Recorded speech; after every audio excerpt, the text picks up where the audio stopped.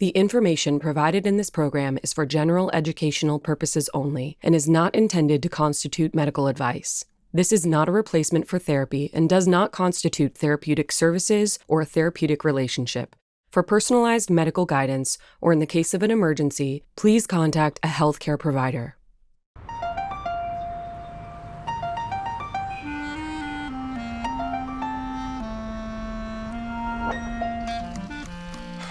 Yeah, I think that's it, guys. Thanks.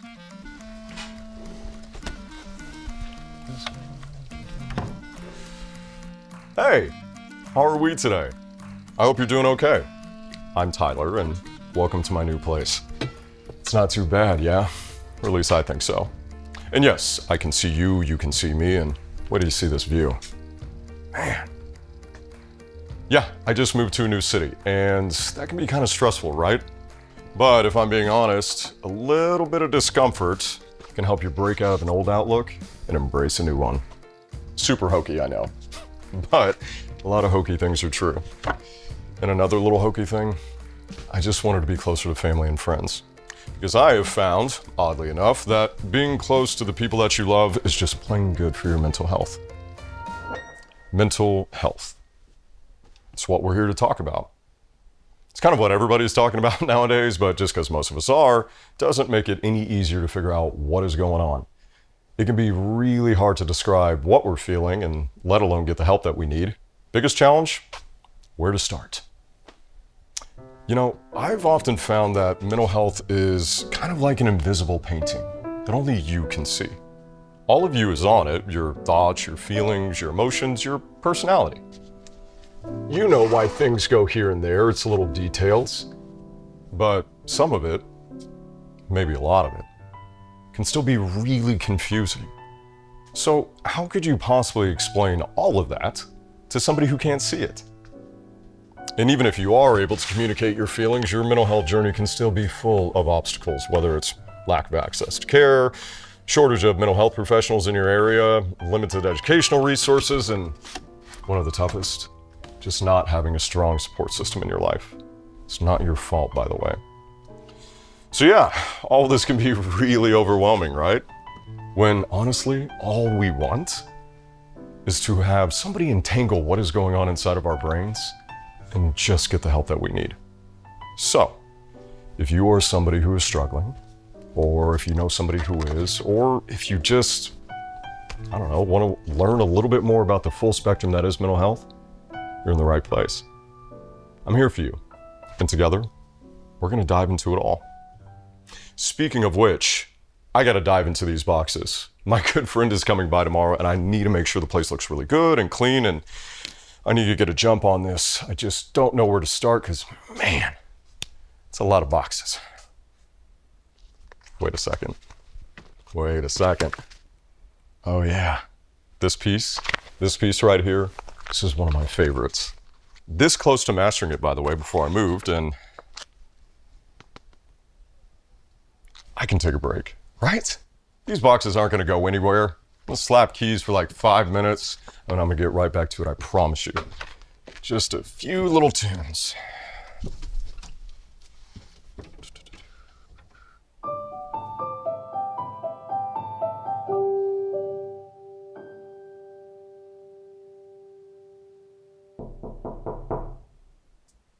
It's not my friend, is it? She's not supposed to be here till tomorrow. Come in. Not my friend. New neighbors? Hi, I'm Tyler. It's nice to meet you. I'm Barbara from next door. I'm Mariel from down the hall. Yeah. I like the pajamas, but it's a little bit early in the day for them, am I right? It's actually perfect time for pajamas because it's the middle of the night. Yeah, your music has been keeping us up for the past couple hours, actually. Wait, really? Yeah. This is a prank. You guys are pranking me. Do you guys do this with all your new neighbors? Nope. Because I was unpacking today, so I'm pretty sure I would know if it was nighttime. It's nighttime. Yep. I am so sorry, guys. I was taking a break from unpacking, and I played the piano for a little bit, and I lost track of time. I must have been having a moment of hyperfixation. Hyperfixation? Like with ADHD? Because our friend Barry does the same thing where he gets really focused on one task or has trouble finishing things. That's funny you say that, because hyperfixation and ADHD can overlap, but I was having a moment of hypomania. See, I'm somebody who suffers from bipolar disorder. That's also called like manic depression, right? Yeah. So are you having a manic episode? Well, it's cool that you know that, and no, I'm not. I mean, I do experience manic episodes for sure, depressive as well, but mainly hypomania in this exact moment.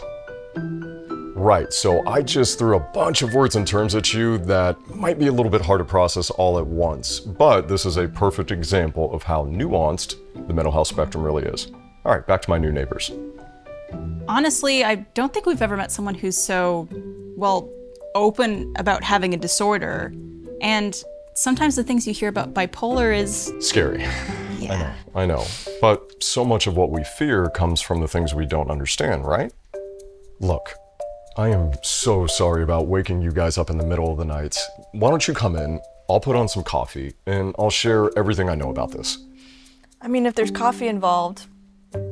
Yeah, make it strong. Okay, 2 coffees coming right up. Okay, so you had a hypomanic moment. What does that mean?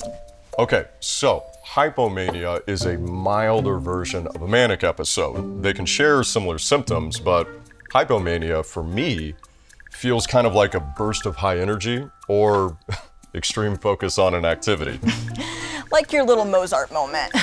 Like my little Mozart moment, yes. Now, typically I notice pretty soon into it instead of having a neighbor having to come in and tell me, but for a manic episode, that's a little bit different. Because if left unchecked and untreated, it can carry some pretty heavy consequences. Do you have an example? Sure, I can tell you what one looks like for me, but keep in mind it looks different for everybody, right? But for me, it usually starts off with this state of euphoria. I feel this incredible energy out of nowhere. It's a feeling that I can take on the entire world. My mind gets these endless flow of thoughts, ideas, and obsessions, and even though the thoughts are intrusive and it should feel overwhelming, it doesn't. Starts off very logical. Feels incredibly productive. Like I've found my flow, you know? So you just get obsessive? Like with OCD? I mean, everyone gets tunnel vision from time to time.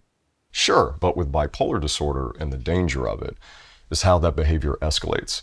Because even though I should be overwhelmed by all these things, it doesn't feel that way. I feel like I can accomplish all of these tasks, and I also feel like I need to have everything as well. Because by then, I start taking risks, which gets real problematic really fast. And it typically starts off with spending money. And when I say spending money, I mean full-blown shopping sprees, where I am convinced I gotta have it all. I need this, I need that, I need those.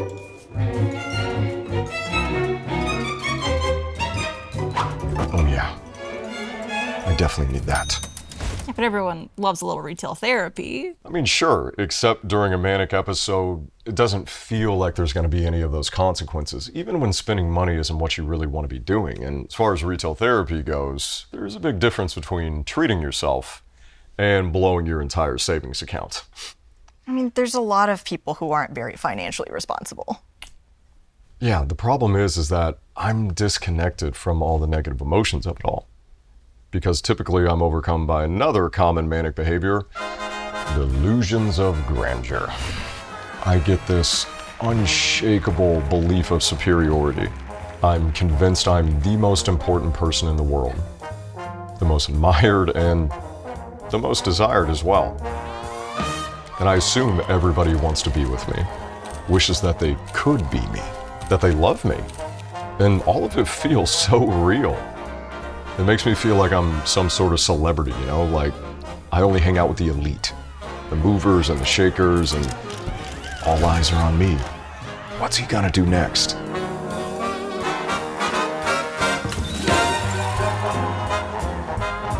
It's a feeling that everyone just wants to bask in my glow. And who doesn't want to feel like that sometimes? So are delusions the same as hallucinations? Because I know hallucinations are typically associated with schizophrenia. Well, hallucinations are more like your senses convincing you that something's real, right? But actually, the things you're hearing or seeing aren't real at all. With what I deal with, delusions, those are simply false beliefs. I'm sorry, I shouldn't have asked that. No, it's totally fine, Barbara. In fact, it was a really good question. And this just illustrates how complex and nuanced the mental health spectrum really is, right? And why it's so important to get the right diagnosis and get on the right treatment plan, because if not, with what I'm going through, the consequences can be severe. And all of it can come to a head. Because by then, I feel invincible. I see no boundaries, there is no fear, no caution tape, so I just keep looking to push the limits. And that's what can make a manic episode so dangerous. You can't see the danger. The stop signs that should be there can become invisible. So I feel like there is nothing that should stop me from doing what I want to do.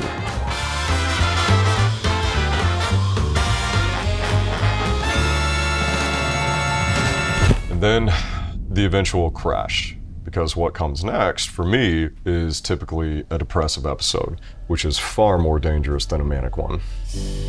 It's almost the complete inverse of what I was experiencing. The passion for the things I love to do is non-existent. Just an empty void of no emotions. There is this struggle to exist. I stop eating. I isolate. And probably the worst, I don't sleep. My mind races and plays all of the hits: fear, anxiety, embarrassment, and self-loathing. It all just piles up and my emotions flip. Irritable at the slightest inconvenience. Angry, cold, harsh, extremely harsh. Do you become violent? Well, that's a pretty popular misconception about bipolar people, because while yes, people with bipolar disorder can exhibit aggression, the majority are nonviolent. And unfortunately, a lot of them self-harm. And for me, that takes form in substance abuse, because I feel like that'll bear the emotions, right? But those emotions are a lot. That's really tough.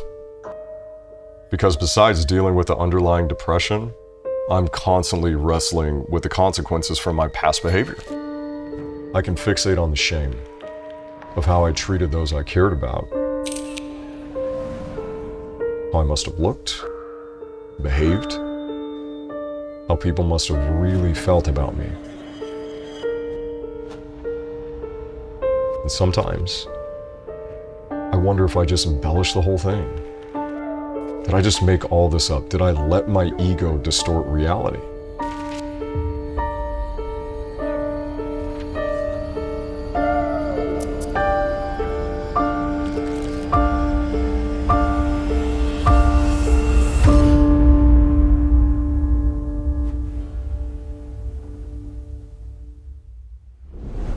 That must really feel awful. But, I mean, don't we all do embarrassing things that we kind of feel stupid after? I know I do. Same. Yes, we all can, except when it comes to a depressive episode, those emotions just loop in your mind. All of those thoughts, just a gut punch again and again and again. It just never stops. And because of that, the hope dissipates. I submit to the emptiness and become filled with indifference. And indifference is the most dangerous place to find myself in. There is no empathy. There is only nothingness. Because if I am nothing, then I don't matter anymore. If I don't matter anymore, then I tell myself, what is the point of continuing on with any of this?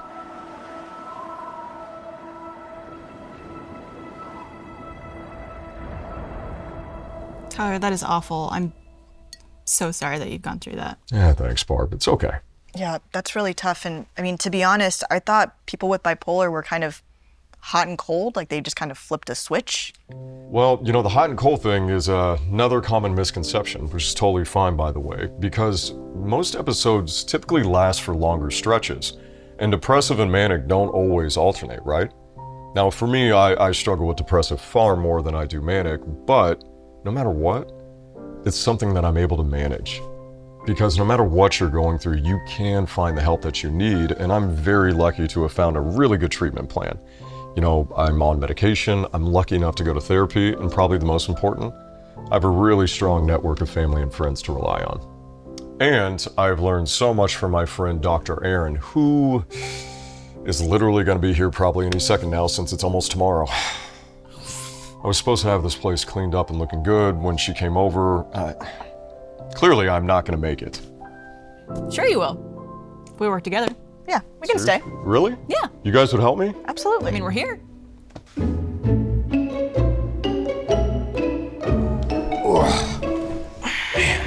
Thanks for the help, guys. Yeah. Come in. Good morning, Tyler. Dr. Erin. Hey. I brought you a housewarming gift.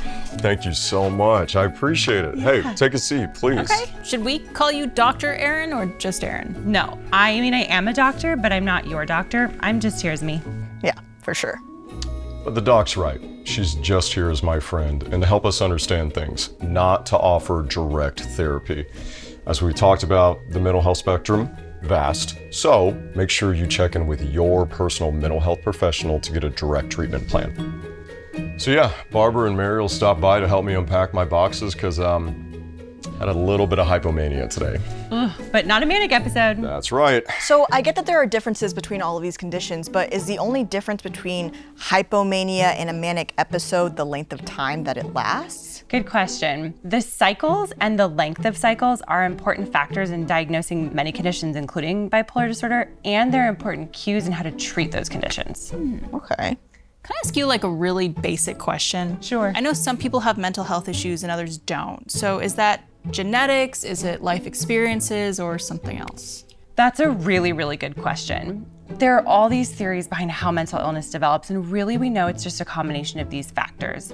Your brain or genetics and your life or environment, including your history, your culture, past experiences, etc., and your patterns of thoughts, feelings, and actions. The thoughts, feelings, and actions showing up is an important part. So we have these thoughts, feelings, and action urges that show up in every situation. And we take those, combined with your genetics and informed by your environment, and sometimes we get these buckets of symptoms. The bucket of my brain is overflowing with information right now. Wait though, there's even more. So we think about those symptom buckets as diagnoses. Each diagnosis has its own bucket, and there's overlap between the symptoms. But more importantly, the symptoms are going to be different for each person. So two people might have the same diagnosis from the same provider, but their treatment bucket might be different based on their life circumstance. Basically, what we want to do is we want to know exactly which buckets are showing up so we know exactly which treatments to use. There's tons of overlap with them, and that's part of where it gets really tricky to untangle, is trying to figure out which symptoms are showing up, which thoughts, feelings, and actions are showing up. And that's really the work of therapy, is trying to untangle that. And it can seem daunting, right? Like your bucket can feel full just even thinking about it. But sometimes in order to untangle it and figure it out, we can start really simple. And I actually have a skill that I like to use for that if you want to learn it. I'd love to. I love skills. It's one of my favorites. It's called Ice Face. Tyler, do you have any ice packs? You know I do. Can you go grab them? Absolutely. Hey, so grab an ice pack out of the fridge. If you don't have an ice pack, not a problem. Grab peas, veggies, anything cold. I'll explain why in a second. There they are. Here you go. Thank you. One for Thank you, you. one for you. Okay, thank you.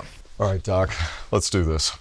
So it might sound really simple, but sometimes just noticing what's showing up, what thoughts, feelings, and action urges you're having, and what the patterns are, can be actually really difficult, really facing what's showing up in the moment.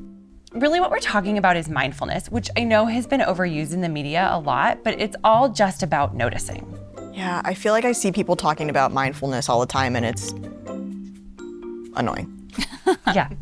Yeah, I've tried mindfulness before, but I always feel kind of awkward following along to some weird TikTok, and then I just give up. Mindfulness is all about awareness. Anytime you're purposefully paying attention to something, you're being mindful.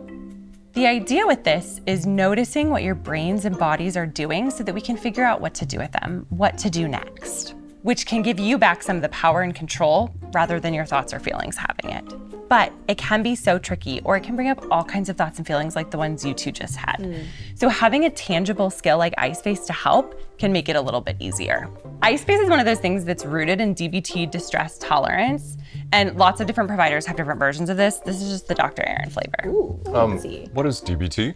Dialectical behavior therapy. Good question. It's just a type of evidence-based treatment that we use a lot of times. It has tons of skills in it, like emotion regulation skills or distress tolerance skills like iSpace. Your job while you're doing this is to just pay attention to which thoughts and feelings might show up, whether they're judgment thoughts like, this is really weird, I don't want to do this anymore, or feelings that might come up. Just practice pausing and noticing them so that we can figure out what we want to do with them next. While you're noticing, go ahead and just put this on your face. Take a deep breath. Notice what the cold feels like. Cold. I noticed that all my thoughts are going to the ice pack. That's the mindfulness part. I always catch myself taking deep breaths as I do it, probably because it's cold, but also because I've done this so many times that I've trained my body to really regulate through. The cold will literally cool you down, while the mindfulness and regulation part will increase your ability to think, which in turn increases your capacity to tolerate distress. Hence the name, distress tolerance. You know, I'm feeling pretty regulated right now and kind of forgetting about that 3 a.m. concert. And I am realizing that I should slow down sometimes and take stock. Doc, I appreciate it as always, and I'm glad you guys got to stop by too. We learned so much today. I know, it's been such a great day. Yeah. You know the best part? We got to chill out. I like you already. Thanks for coming over, everybody. I appreciate it. It's good meeting you. Yeah. Maybe a little less music tonight. Yes, ma'am.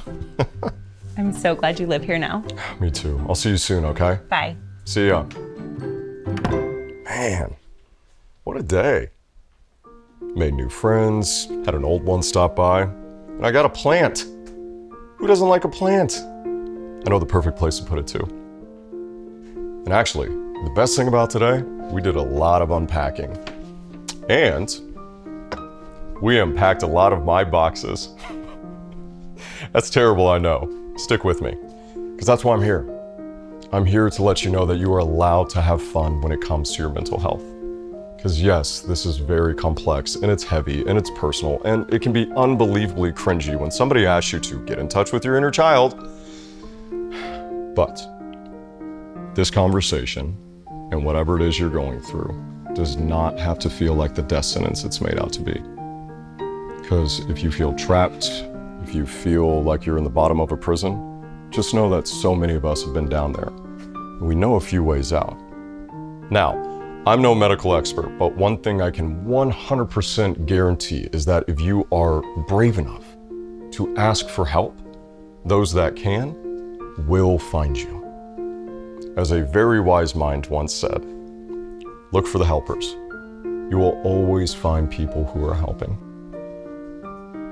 And now that we have found each other, let's help each other out. Do you think I have all this figured out? Heck no, I have so much further to go as a person. Some days I feel like I'm just beginning my mental health journey. That's okay, because we're gonna do this together. We're gonna figure out what works for us, and we're gonna do it on our own time. So, until then, take heart and take care. Now, I need to figure out where the girls put my laptop because I need to Google how to take care of a plant. I don't think I know how to take care of a plant. How much do you water a plant? Is this plant fake? I don't know. Where did they put it in?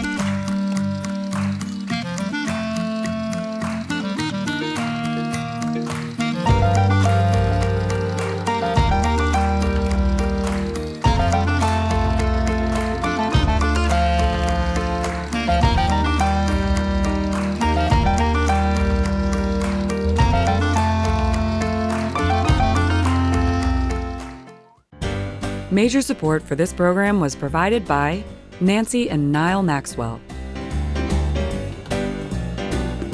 Emerson, Kathy and Charlie Izzard, Additional support was provided by Amanda Jensen and Scott Bono, Amado de Hoyos, Georgetown Health Foundation, Kristen and John Nelson, and by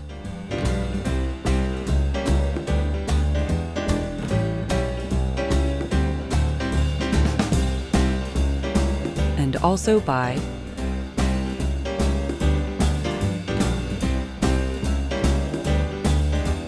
For more information and a full list of funders, please visit us at howarewetoday.com or aptonline.org.